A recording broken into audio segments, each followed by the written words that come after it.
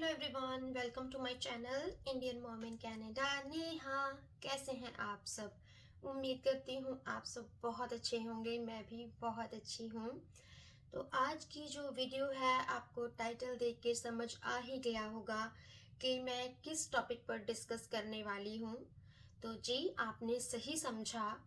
आज का टॉपिक है कि इंटरनेशनल स्टूडेंट्स कनाडा में आने के बाद क्या क्या मिस्टेक्स करते हैं जो उन्हें नहीं करनी चाहिए, जिनकी वजह से वो बहुत ही अपने आप को डीमोटिवेट फील करते हैं एंड किसी पॉइंट पे जाकर अपने आप को एक तरह से ब्रोकन फील करते हैं। तो ये वीडियो इसी पर होने वाली है। प्लीज़ ध्यान से सुनिएगा, इस वीडियो को एंड तक ज़रूर देखिएगा। तो जी देखिए, जब भी इंटरनेशनल स्टूडेंट्स आते हैं, मैं सभी की बात नहीं कर रही हूँ, उनकी बात हो रही है जो जिनका फॉल हो जाता है, जिनको कोई भी दिक्कत आ जाती है एंड वो एक पॉइंट पे आकर अपने आप को ब्रोकन फील करते हैं। तो वो क्या गलतियां करते हैं।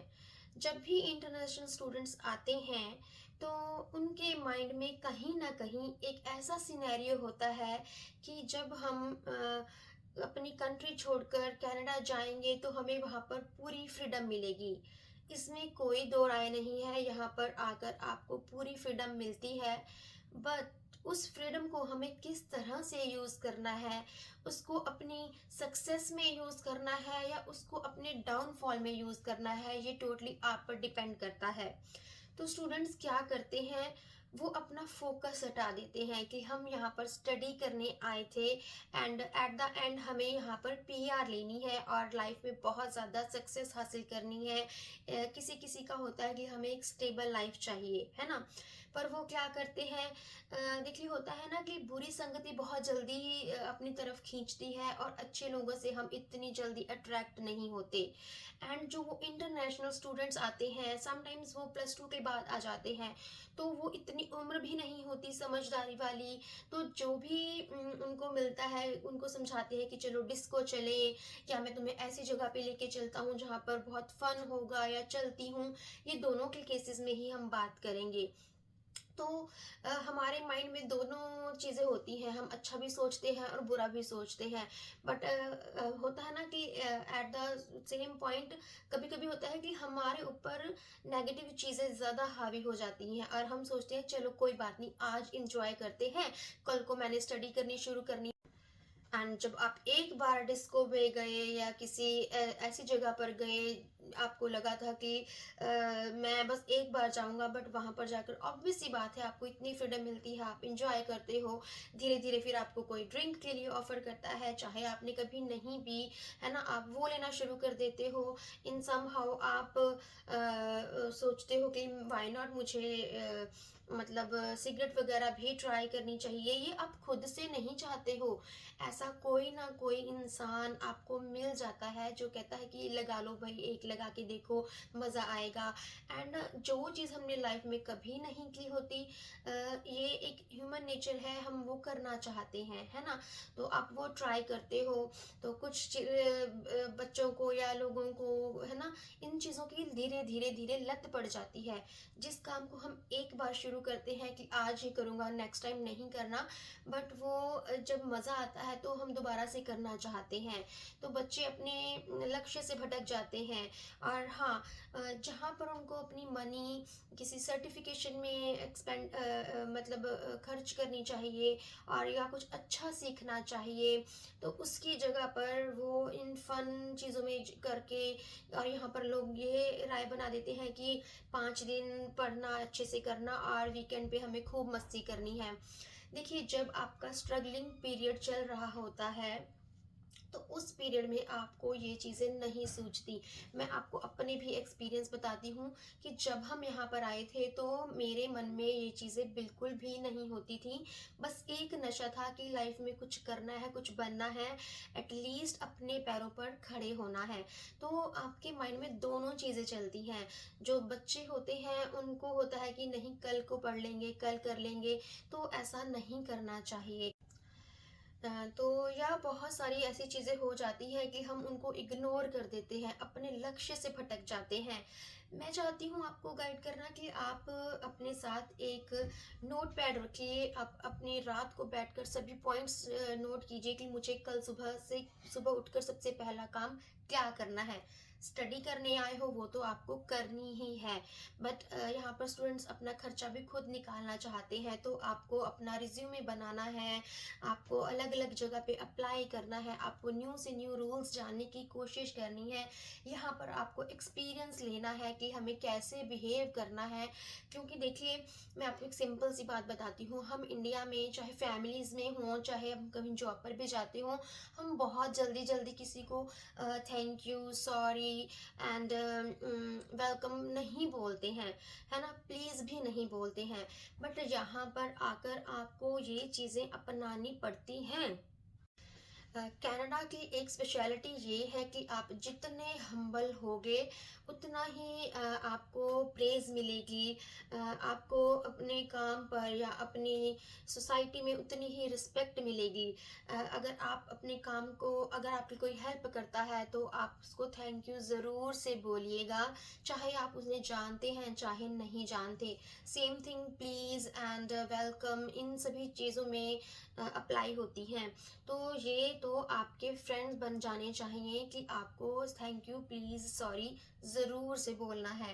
तो ये चीज़ें आप यहाँ की सोसाइटी में जब उठोगे, बैठोगे, जाओगे, मतलब मैं ये नहीं कह रही कि आपको डिस्को में जाकर ही ये चीज़ें सीखने को मिलेंगी, नहीं।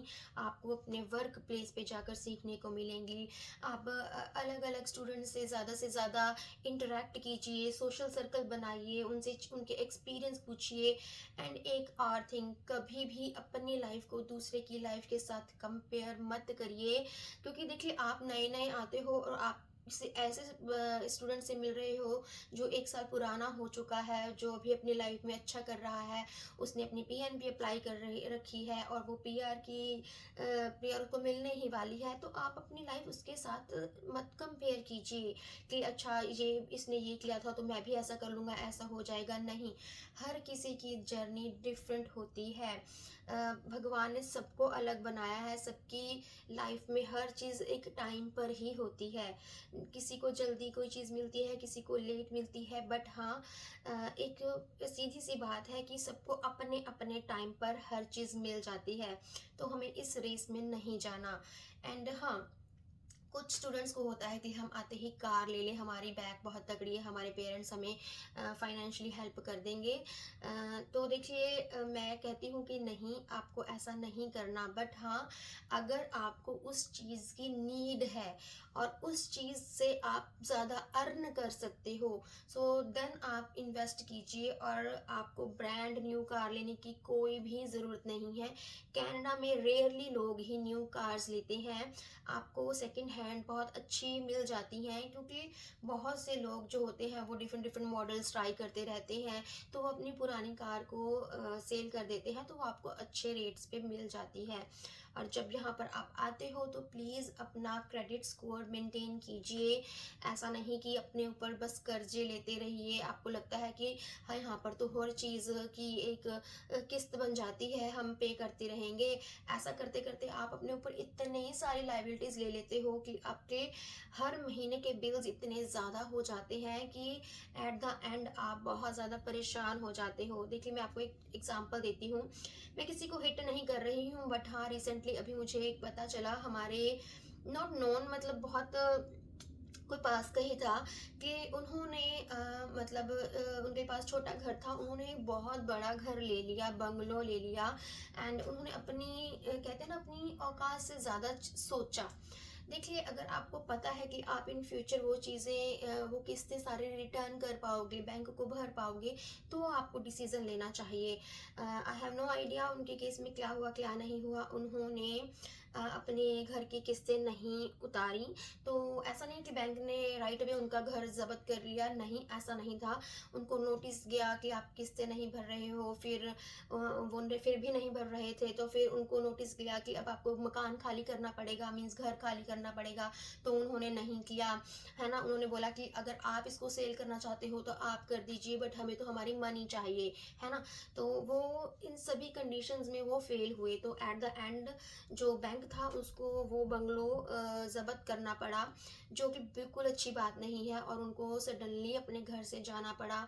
देखिए, एक इंसान बहुत मन से चीज़ें करता है, तो ये सुन के मुझे इतना धक्का लगा। मैं सोच रही थी जिनके साथ ये हुआ है उनको कितना बुरा लगा होगा। एंड सोसाइटी में भी जिस जिसको पता चलता है वहाँ पर भी हर बंदा ये बोलता है कि नहीं, हमें अपनी औकात से बाहर नहीं खर्च करना चाहिए। फालतू की दिखावे, इन चीज़ों से ज़रूर बचना चाहिए। ऐसे और भी बहुत सारे पॉइंट्स हैं, बट अगर आपको कोई डाउट है आप मुझे कमेंट करके पूछ सकते हो। एंड या हो सका तो मैं आने वाले टाइम में और भी बहुत सारी चीज़ें आपके साथ डिस्कस करूँगी अबाउट दिस टॉपिक, बिकॉज़ ये टॉपिक ऐसा है कि जितना एक्सपीरियंस होता जाता है हमें, तो हमें समझ में आता है कि मैंने ये इन्वेस्टमेंट यहाँ पे नहीं करनी थी, वहाँ पे करनी थी, या मुझे अभी इस इन्वेस्टमेंट की ज़रूरत ही नहीं थी। सो यस, ये था मेरा आज का वीडियो। आई होप आप सभी को अच्छा लगा होगा, और प्लीज़ इसे डीपली सोचिएगा। कोई भी बात मैंने हवा में नहीं की है, सभी चीज़ें एक्सपीरियंस से ही बताई हैं। कुछ अपने एक्सपीरियंस के, कुछ अपने अपनों के एक्सपीरियंस, है ना? तो मैं चाहती हूँ कि जो भी नए आए हैं स्टूडेंट्स या जो आने वाले हैं, इस वीडियो को ध्यान से देखिएगा, अपने फ्रेंड्स एंड रिलेटिव्स को भी शेयर कीजिएगा जिनकी प्लानिंग है यहाँ पर आने की। तो मैं मिलती हूँ अपनी नेक्स्ट वीडियो के साथ। Till then bye, stay happy and healthy, and yes, thanks for watching. Do like, share and subscribe my channel.